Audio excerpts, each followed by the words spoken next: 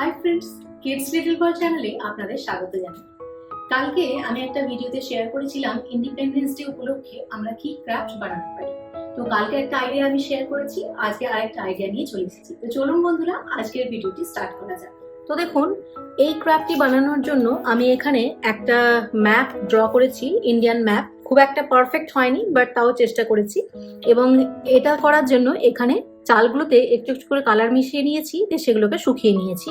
আর একটা অশোক চক্র ড্র করে নিয়েছি আগে থেকে, আর তার সঙ্গে লাগবে গ্লু, সেটাও রেডি করে রেখেছি। তো কালারফুল চাল বানানোর জন্য সব থেকে প্রথমে আমি 3টে বাটিতে একটু একটু করে চাল নিয়ে একটা বাটিতে হোয়াইট কালার মিশিয়ে হোয়াইট চাল বানিয়েছিলাম, এবং দ্বিতীয় বাটিতে অরেঞ্জ কালার মিশিয়েছিলাম, এবং তৃতীয় বাটিটায় গ্রিন কালার মিশিয়ে এইভাবে কালারফুল চাল বানিয়েছিলাম। তো চালগুলোতে কালার মেশানোর পর চালগুলোকে ভালোভাবে শুকিয়ে নিতে হবে।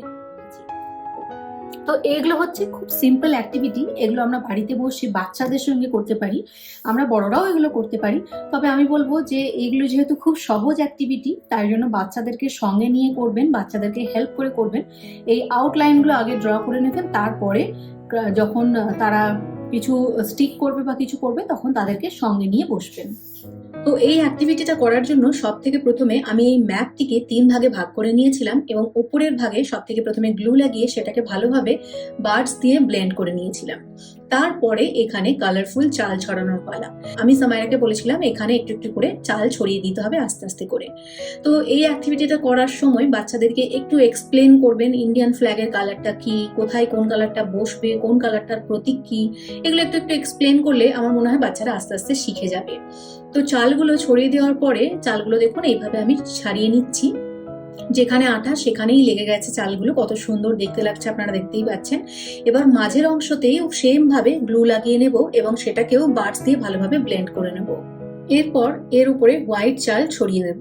সাদা রঙের চালগুলো ছড়িয়ে দিতে হবে আস্তে আস্তে করে, এবং লক্ষ্য রাখবেন যেন ম্যাপের যে আকার রয়েছে তার বাইরে যেন বের না হয়। গ্লুটা এর জন্য খুব ভালোভাবে ব্লেন্ড করতে হবে। আমি আপনাদেরকে বলবো বার্ডস করে গ্লুগুলো আপনি নিজে হাতে ব্লেন্ড করে দিন, তারপরে বাচ্চাদেরকে চালগুলো ছড়াতে বলুন। এরপর দেখুন আমাদের নিচের অংশে আমরা চলে এসেছি, এখানে আমরা গ্রিন কালারের চালগুলো ছড়িয়ে দিচ্ছি, এবং এটার পুরো যে অ্যাক্টিভিটিটা কত সুন্দর হয়েছে সেই ফাইনাল লুকটা আপনাদেরকে দেখাচ্ছি। তো এই দেখুন, এই হচ্ছে ফাইনাল লুক। কত সুন্দর দেখতে লাগছে তাই না? আমার মেয়ে তো খুবই খুশি হয়েছে এই অ্যাক্টিভিটিটা করে। এরপর মাঝখানটাতে একটু গ্লু লাগিয়ে দেবো এবং এখানে আগে থেকে তৈরি করে রাখা অশোক চক্রটা বসিয়ে দেবো।